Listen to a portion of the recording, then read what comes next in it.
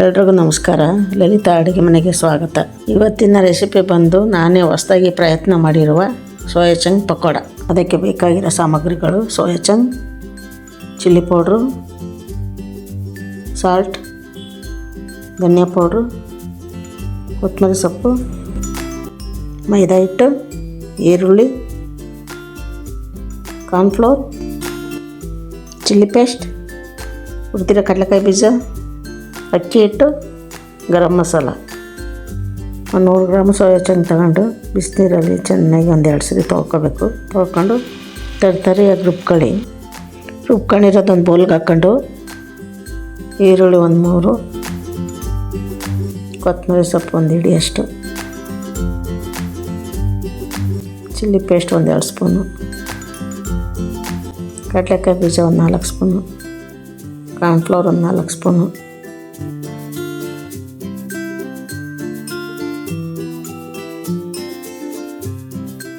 ಮೈದಾ ಹಿಟ್ಟು 2 ಸ್ಪೂನು, ಅಕ್ಕಿ ಹಿಟ್ಟು 1 ಸ್ಪೂನು, ಚಿಲ್ಲಿ ಪೌಡ್ರ್ 1-2 ಸ್ಪೂನು, ಧನಿಯಾ ಪೌಡ್ರ್ 1 ಸ್ಪೂನು, ಗರಂ ಮಸಾಲ 1 ಅರ್ಧ ಸ್ಪೂನು, ಸಾಲ್ಟು ರುಚಿಗೆ ತಕ್ಕಷ್ಟು ಎಲ್ಲ ಸೇರಿ ಚೆನ್ನಾಗಿ ಮಿಕ್ಸ್ ಮಾಡ್ಕೊಳ್ಳಿ. ಈರುಳ್ಳಿ ಸೊಪ್ಪಲ್ಲೆಲ್ಲ ಸ್ವಲ್ಪ ನೀರಿನ ಅಂಶ ಇರುತ್ತೆ, ಹಾಗಾಗಿ ಎಲ್ಲ ಮಿಕ್ಸ್ ಮಾಡ್ಕೊಂಡು ಬೇಕಾದರೆ ಸ್ವಲ್ಪ ನೀರು ಚಿಮ್ಮಿಸ್ಕೊಳ್ಳಿ, ಇಲ್ಲಾಂದರೆ ಅಷ್ಟೇ ಸಾಕು.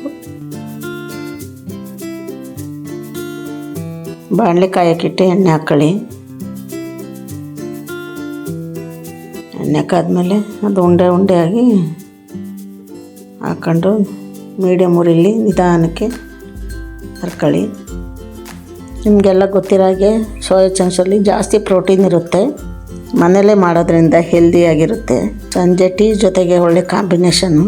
ಮಿಸ್ ಮಾಡದೆ ಮನೇಲಿ ಒಂದ್ಸರಿ ಟ್ರೈ ಮಾಡಿ ನೋಡಿ, ತುಂಬ ರುಚಿಯಾಗಿರುತ್ತೆ.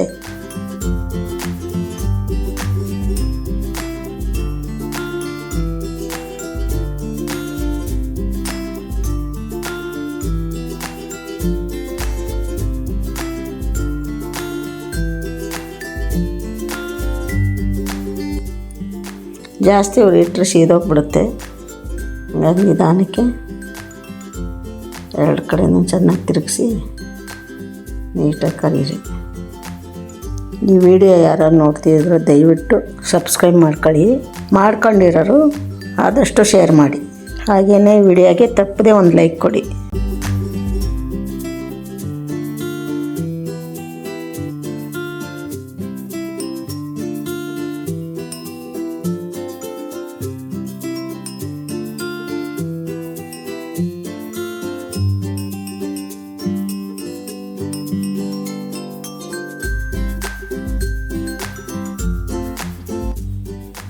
ಎರಡು ಕಡೆ ನೀಟಾಗಿ ಬೇಯಿಸಿ ಅದು ತೆಕ್ಕೊಂಡ್ರೆ ಸೋಯಾ ಚಂಕ್ ಪಕೋಡ ರೆಡಿ ಆಯಿತು ಅಂತ.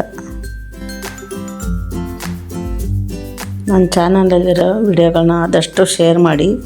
ನೀವೆಷ್ಟು ಶೇರ್ ಮಾಡ್ತೀರೋ ನನಗೆ ಅಷ್ಟೇ ಖುಷಿಯಾಗುತ್ತೆ. ಬೇರೆ ಅಡುಗೆ ಮಾಡೋದಕ್ಕೆ ನನಗೊಂದು ಪ್ರೋತ್ಸಾಹ ಕೊಟ್ಟಂಗಾಗುತ್ತೆ. ದಯವಿಟ್ಟು ಶೇರ್ ಮಾಡಿ. ಈ ವಿಡಿಯೋ ಕೊನೆಯವರೆಗೂ ನೋಡಿದ್ದಕ್ಕೆ ಧನ್ಯವಾದಗಳು.